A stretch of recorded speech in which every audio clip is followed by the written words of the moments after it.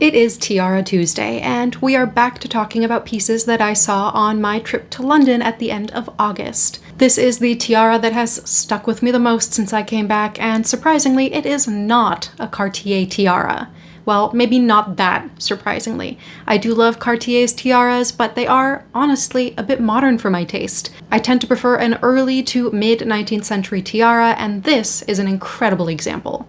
This tiara is at the British Museum, and it is made out of gold, silver, and diamonds in the form of oak leaves and acorns. In fact, calling it a tiara is almost underselling it. This piece breaks down into various parts and can be worn as multiple combs and a brooch. We've talked about a lot of convertible tiaras in the past. Tiaras are expensive, big-ass pieces of jewelry, and if you're going to be putting that sort of money and that amount of materials into one piece, it would make a lot of sense for it to be wearable in multiple different ways.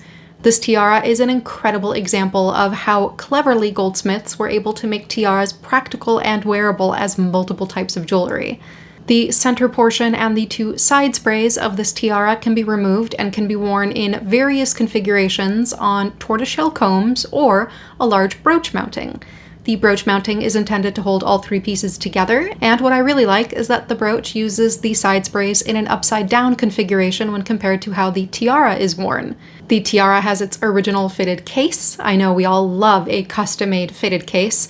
It would open up to reveal all three of the oak sprays or branches, which could then be lifted up to show a compartment for the two combs, the brooch fitting, and the tiara bandeau, which does look to me like it might have been adjustable at the back, so the size could be changed.